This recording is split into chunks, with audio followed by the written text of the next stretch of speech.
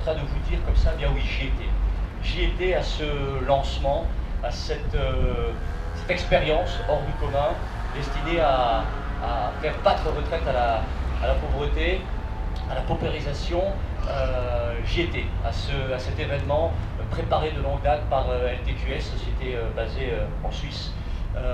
J'y étais. Le 31 mars, oui, j'y étais. J'y étais pour découvrir ces nouvelles façons de voir le monde. 31 mars, c'est pour beaucoup le dernier jour de mars, c'est la fin des giboulées, c'est la Perce-Neige et la Jonquille qui ont fait leur apparition dans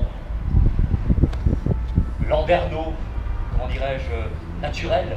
C'est la veille aussi du 1er avril, jour des farces et des blagues, mais c'est aussi le dernier jour, vous le savez, plus triste bien sûr, de ce qu'on appelle la trêve hivernale. Période des expulsions, période de l'exclusion. Et c'est bel et bien là-dessus que nous avons essayé de batailler sur l'expulsion, en essayant de créer du lien social, en essayant de privilégier le mieux vivre ensemble. Et pourquoi pas la convivialité. Alors, moi-même, je ne vous le cache pas que je sais de quoi je parle, puisque issu d'une famille d'ambassadeurs, eh bien, je sais ce que c'est que l'errance, je sais ce que c'est que de ne pas savoir où on habite dans les 2 ans qui vont suivre, je sais ce que c'est que de vivre dans des hôtels avec des pâtures quelque peu défraîchies. Alors, de quoi s'agit-il? De quoi allons-nous parler? Nous allons parler tout simplement de zoning, de zonage. Vous avez peut-être vu dans la ville des carrés dessinés sur le sol, des carrés de couleur jaune avec une peinture, sachez-le, 100% bio. Alors, c'est pas que ça. Le projet de zoning, ce n'est pas que ça, ce n'est pas que dessiner des carrés sur le sol, non, ça, tout le monde peut le faire. Ce sont des espaces, et là nous avons choisi 3 types d'espaces. Le premier qui est l'espace border zone, j'y reviendrai tout à l'heure. Le deuxième qui est, je dirais, l'espace dit, alors on disait jadis mendicité, mais le terme me semble un peu péjoratif, nous l'avons rebaptisé pour lui donner un nom un peu plus, comment dirais-je, positif. L'espace dit de quêteurs urbains, c'est-à-dire des gens qui ont fait ou pas le choix de faire de leur activité quotidienne la quête dans l'espace public. Et l'espace qui sera ici, qui est l'espace dit de couchage, c'est-à-dire les gens, les jadis des SDF, les gens démunis de leur appartement ou de leur villa, avoir des endroits qui leur soient spécialement destinés, spécialement attribués afin de les identifier.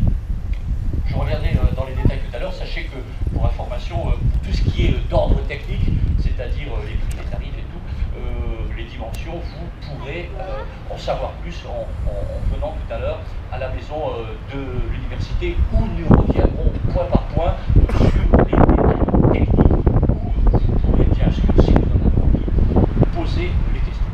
Alors, trêve de plaisanterie, je ne suis pas un bavardeur, je suis un homme du concret, je suis un homme de l'action.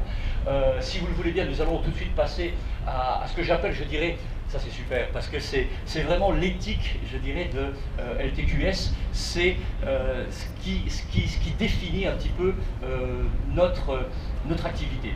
Nous allons commencer par inaugurer, si vous le voulez bien, de manière symbolique, le premier espace qui est l'espace de border zone. L'espace de border zone, c'est un espace qui est tracé dans une ville de manière concrète afin de délimiter des espaces dits de confiance. Vous savez qu'aujourd'hui, on est dans une société où la confiance est quelque chose qui a tendance à perdre un peu ses lettres de noblesse. Alors, attention, il ne s'agit pas de dire l'étranger, je ne suis pas du tout là-dedans. Alors si je parle de l'étranger, ce serait l'étrangeté du fait de ne pas connaître l'autre. C'est-à-dire que je suis plus dans l'autre, c'est-à-dire celui que je ne connais pas. Et à titre personnel, sachez que vous comme moi connaissons plus de personnes qu'on ne connaît pas que nous connaissons des personnes qu'on connaît. Vous êtes d'accord avec moi?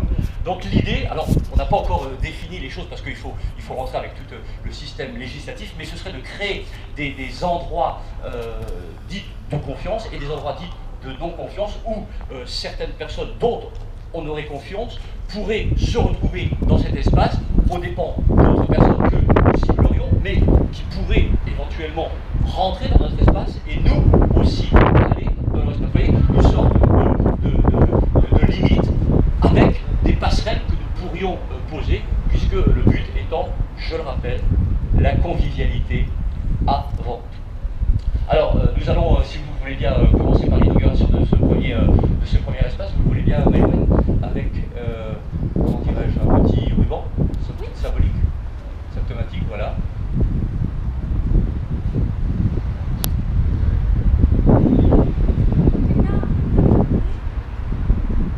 Si quelqu'un veut bien tenir le reste, c'est ça, voilà, il faut 2 personnes. Jean-Claude, comme tu veux, si je peux pas avaler les décisions.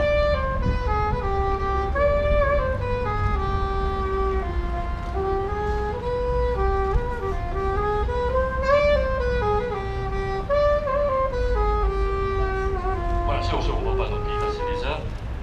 Voilà, c'est fait, superbe.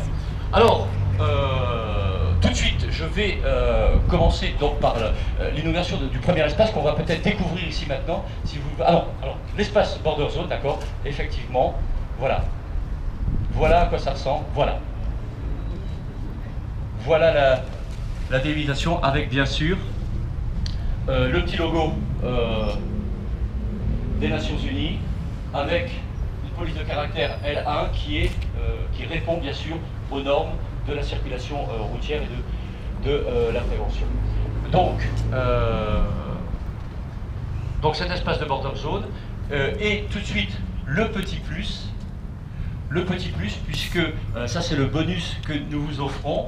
C'est voilà, c'est comme ça, c'est cadeau, c'est qu'il y a des endroits où peut-être la confiance est un petit peu plus difficile, donc nous avons prévu, parce que nous essayons toujours d'être un peu plus en avant, et on va, le modèle, je dirais, numéro 2 de cet endroit, et tiens, on va même le faire avec une petite musique, si vous le voulez bien, voilà, histoire de donner un peu de gaieté à tout ça, on va, voilà, super.